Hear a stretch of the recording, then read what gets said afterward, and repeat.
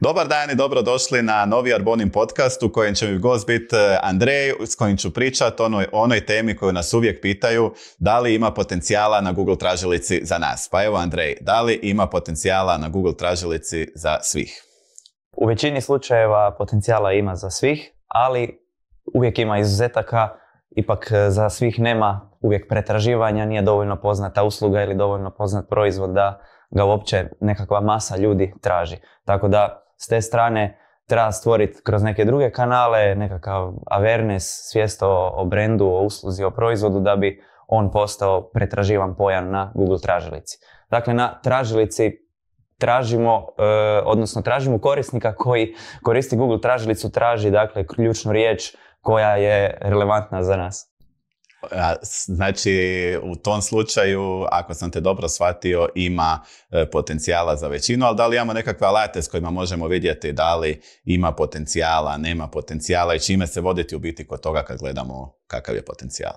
Pa da, potencijal možemo doći do odgovora kroz vrlo brzo kroz par platformi, a recimo najjednostavnije je otvoriti Google tražilicu, upisati tu neku ključnu riječ koja nas zanima i provjeriti da li uopće ima oglasa, da li se i drugi oglašavaju. Tu nam je već prvi pokazatelj, a ako se ljudi, odnosno firme, oglašavaju, dakle, vjerojatno ima nekakve koristi od toga, ne bi stalno imali aktivne oglase. Znači, ako konkurencija troši lovu na to, trošim i ja, ili kako? Pa, ukratko da, tako da, vjerojatno ne bi niko trošio novac za bez veze. Ne znam da li imaš ti nekakav drugčiji primjer da neko troši, a da nema smisla. Pa mislim da nije baš najbolje ići negdje samo zato jer drugi idu, ali da je dobro pogledat možda sa nekakvim alatima, vidi kakav je potencijal, kako je naša cijena tog proizvoda koji ćemo eventualno ili usluge i kvaliteta u odnosu na konkurenciju, pa onda procijeni da li će to imati potencijal. Jer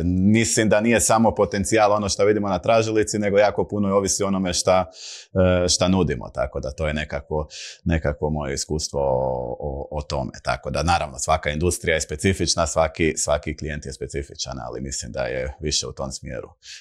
Pa slažem se s tobom, evo, kroz 13 godina sastanaka i svega što smo vidjeli, u biti je važan je taj temelj imati. Temelj, dakle, kad govorimo o nekakvom poslovanju, dakle da imaš kvalitetnu uslugu ili kvalitetan proizvod, da to bude konkurentno i onda dalje gradiš priču oko toga, dakle, da to dobro prezentiraš dakle, kroz svoju web stranicu, dakle, treba imati temelje opet oglašavanja, ta web stranica i prezentacija sebe i onda u biti oglašavanje dolazi prirodno na to i naravno onda i očekujemo nekakve rezultate. Govorim, ako ove preduvjete neke prije nemamo zadovoljene, onda neće vjerojatno ni oglašavanje biti nešto bajno. U biti moramo imati nešto što nas razlikuje. Znači nije za svakog zubara isti potencijal, nego je znači u onome u čemu je on dobar i poznat, to je njegov nekakav. Tako je. Mislim, ali opet kad netko mora prezentirati sebe, izraditi web stranicu i to, opet nikad ne moraš uvijek izmisliti toplu vodu, već je netko dovoljno novaca uložio, istražio sve, imaš i druga tržišta da malo to sve usporediš i da vidiš što oni imaju, pa probaj biti barem podjednako ko oni ili bolji, još bolje, ali nemoj da kad netko otvori 5 stranica da je tvoja najgora i onda ti ideš u nekako veliko oglašavanje i trošenje budžeta ako nisi ovo prethodno zadovoljio. Ok, ali koje alate koristiti, šta u tim alatima gledati da bi vidjeli svoj potencijal? Pa uvijek prvo ono što mi otvorimo je Keyword Planner koji se nalazi u Google Ads sučelju.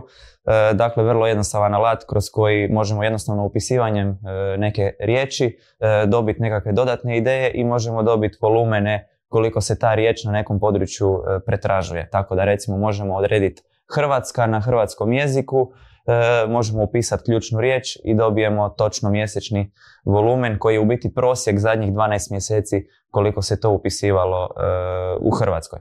Možemo naravno odrediti nekakvo područje, ne znam, grada, regije, tako da možemo ići i puno detaljnije u to. Dakle, više tog lokalnog karaktera. Ono što možemo vidjeti je i kakva je konkurencija, koliko njih se oglašava na to i ono što je najvažnije možemo vidjeti i tu cijenu klika. Dakle, Google Ads, Google oglašavanje funkcionira na najčešće taj search dio na klik.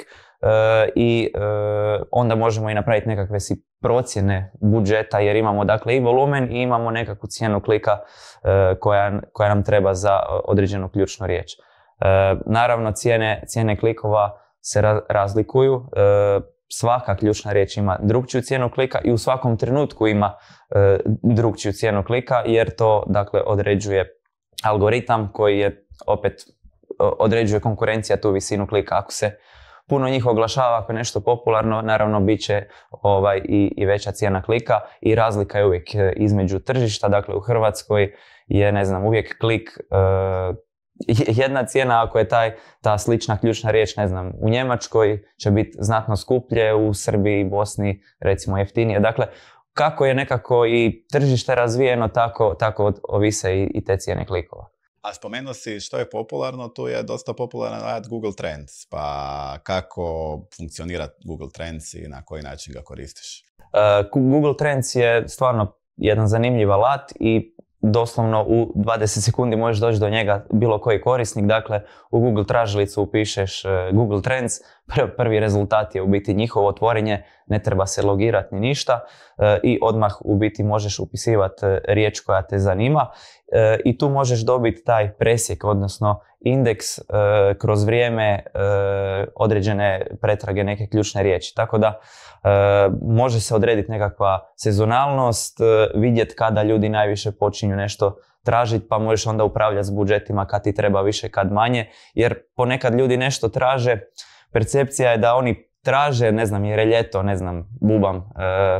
bazeni se grade, u 4., 5. mjesecu najvjerovatnije, ali kad ljudi pretražuju bazene da žele ići u gradnju, vjerojatno razmišljaju nešto prije oko toga, jer u 4. mjesecu ga već treba izgraditi, znači prije možda će krenuti pretraživati gradnja bazena ili tako nešto. Onda je zanimljivo to vidjeti, pa si možeš i upravljati kampanjom da u biti kada se stvori taj interes u tih 12 mjeseci da ti prepoznaš to vrijeme i da tada u biti budeš prisutan. Jer taj consumer journey je uvijek kompliciran, sve kompliciraniji u današnje vrijeme i naravno da nas uvijek ne zanima samo ta završna faza gdje netko u trenutku odlučuje kad će nešto kupiti, nego i kad krene razmišljati o tome, tako da ga trebamo i tu trebamo pripremiti, servirati neke informacije o nama i dobiti to povjerenje od njih. Ali tu cijelo vrijeme pričamo o tim plaćenim oglasima i tako na Google. A kakav je potencijal ovih ispod, znači onih organskih oglasa i da li tu ima potencijala i kako ga iskoristiti? Pa definitivno, dakle, mi danas govorimo o Google tražilici, dakle, ja bi to odredio kao na nekakva dva glavna dijela. Imamo Google Ads, dakle Google oglašavanje i drugi dio je u biti rezultati koji se pojavljuju, mi ih zovemo organski rezultati koji se pojavljuju ispod oglasa ili ako nema oglasa onda su oni prvi i te rezultate, odnosno naša web stranica može doći na bolje rezultate pomoću SEO optimizacije, dakle usluga SEO optimizacija i imamo Google oglašavanje. SEO po meni je u biti, ako gledamo opet cijelo poslovanje kroz zadnjih 13 godina što smo vidjeli, dakle sa klijentima s kojima radimo već duži niz godina, vidimo u biti da SEO se stvarno isplati, zato jer kad ti postigneš rezultate, odnosno rang na Google tražilici za veliku većinu ključnih riječi koje su relevantne za tvoj posao, ti u biti ono što si kroz Google Ads plaćao, sada ili plaćaš 20-30 centi ili više ili manje, tebi taj promet dolazi nakon nekog vremena besplatno i onda su to jako veliki prometi, a relevantni prometi koji ti onda garantiraju da ti imaš stalni neki priljev korisnika na web, a naravno što imamo veći priljev korisnika na web, a relevantni su, naravno da možemo očekivati više upita ako imamo uslugu ili ako imamo web shop, više transakcija. Ne znam da li ti imaš iskustva, isto vodiš dosta klijenata i e-commerce shopova. vjerovatno si vidio kroz... Pa definitivno kroz duži period je ulaganje u optimizaciju za tražilice donosi jako velike povrate. Znači uz nekakav email marketing SEO donosi možda i najveće povrate u nekom dužem periodu za nekakve instant rezultate Google Ads, ali najčešće je nekakva kombinacija onoga što donosi najbolje rezultate. Ali evo baš na tu temu imam jedno pitanje koje me zanima tvoje mišljenje. Da li se oglašavati ako smo prvi u organskim rezultatima, da li se oglašavati na tu ključnu riječ? Pa mi uvijek u kampanjama nekako po defaultu volimo se oglašavati na brand keyword. Upravo iz razloga zato jer se uvijek se desi da netko od konkurencije ili nešto ima naš brand, ako smo dovoljno poznat brand, će imati naš brand keyword u kampanji, a i algoritam može vas prepoznat kao relevantna pretraga za neki drugi brand u kampanji, tako da definitivno uvijek pokrenemo kampanje sa ključnom riječi našeg brenda, da budemo i sa oglasom prvi i organski u biti prvi i da zauzmemo čim veći dio Google rezultata. Isto tako na Google Adsima ključna riječ, vaša brand keyword je uvijek puno jeftinija za vas, tako da trošite jako malo budžeta, a u biti ste zauzeli onda veliki dio Google traženja. Ali ne mislim samo na brand keyworde, mislim općenito, znači ako smo prvi, sad prvi na ključnu riječ, ne znam, plava košulja i da li sad na tu ključnu riječ se oglašavati ili se ne oglašavati? Pa naravno da se oglašavati jer ima i drugih koji će se oglašavati i onda će 4 oglasa su prva i onda tek ide vaš organski koji ste prvi. Dakle, 4 stranice treba netko, 4 oglasa treba preskočiti da bi došao do vas i tu već možete izgubiti značajan dio prometa. A sve rijeđe su slučajevi da nema nikoga na neku ključnu riječ koja nam je interesantna, ali ako nema nikoga, da li se onda oglašavati? Pa isto super, ako nema nikoga, mi sa oglasom imamo najmanju cijenu klika i možemo biti opet prvi i zauzeti veliki dio prostora na Google tražilici. A znamo da prva stranica danas u biti 90% prihoda svih se dešava na prvoj Google tražilici, prvoj Google stranici. A na šta još recimo trebamo gledat kod te naše prisutnosti na Google? Ne znam, meni nekako jako često se pokazuju rezultati Google My Business, onak na mapi i to, recimo, da li je to dio na koji trebamo voditi računa ili ima još nešto što je bitno da bi svoju vidljivost na tražilici imali kako treba? Google My Business je svakako super stvar, dakle to svaki biznis. Mi kad radimo SEO, to je jedna od stavki koju odmah optimiziramo ili otvaramo ako ga netko nema, tako da taj dio je vrlo unosan i imate i posebne izvještaje koje dobivate kroz to, tako da možete vidjeli smo u biti kroz vrijeme da sve više i više u biti Google My Business ima dobre rezultate, barem što se tiče vidljivosti. Nemamo direktno neku konverziju kao recimo Google tražilica kad govorimo o Google Adsima i ovim organskim rezultatima.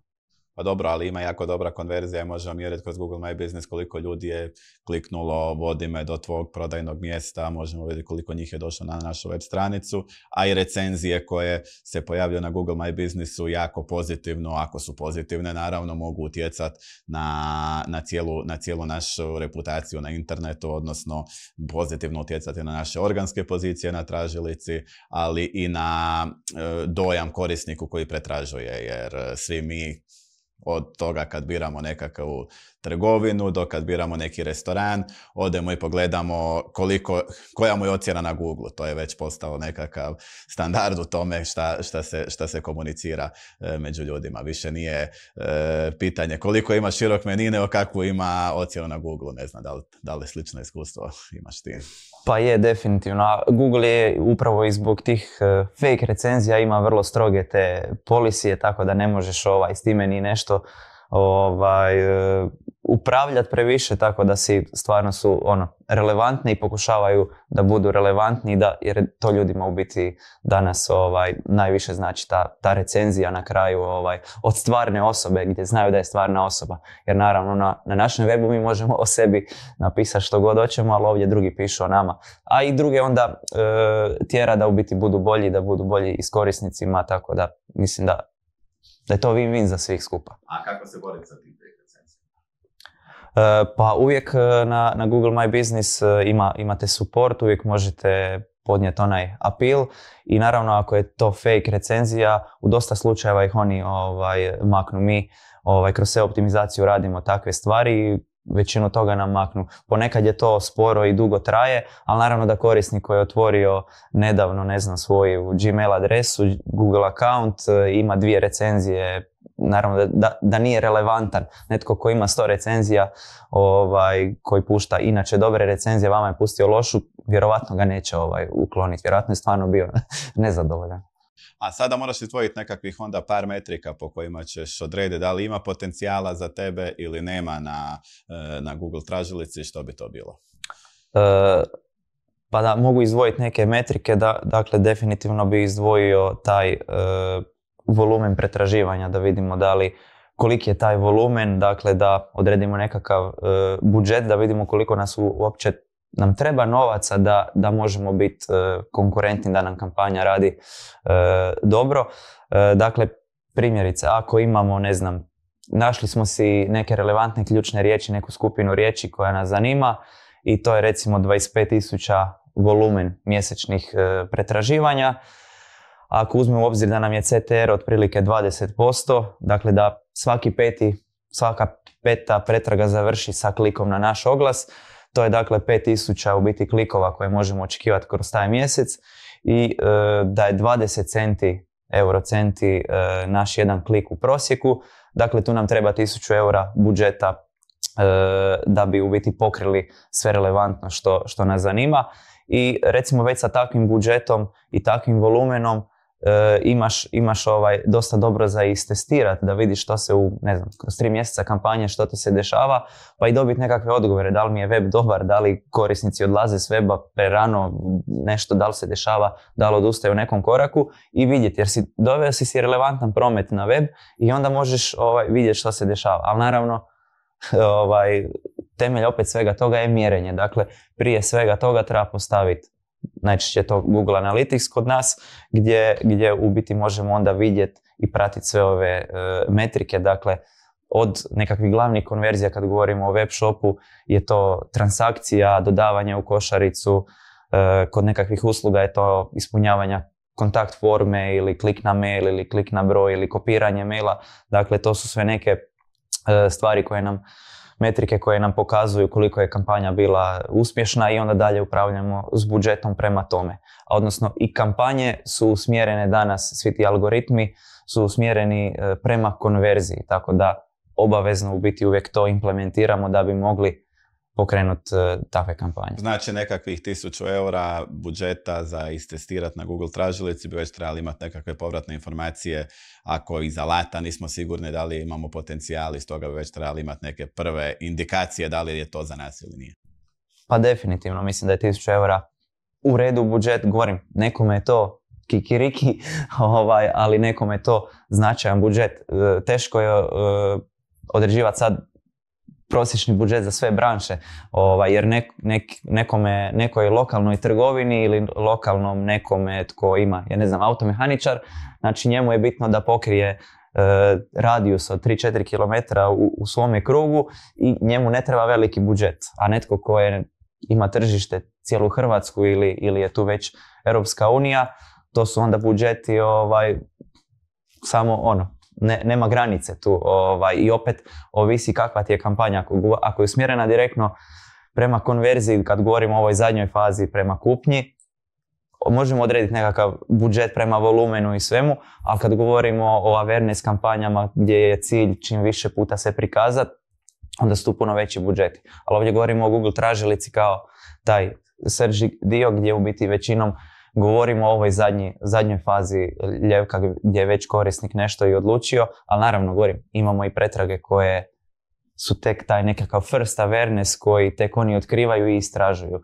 Jer ti znaš u biti, puno si govorio onaj ROPO trend gdje u biti jako puno korisnika još uvijek imamo, oni koji ne vjeruju u kupnju na internetu, ali opet svi su istraživači na Google-u i onda ode u trgovinu i onda kupi tamo nešto. Dođe u Pevex i pametniji od ovoga koji mu govori o TV-u, on zna više o toj televiziji nego sam.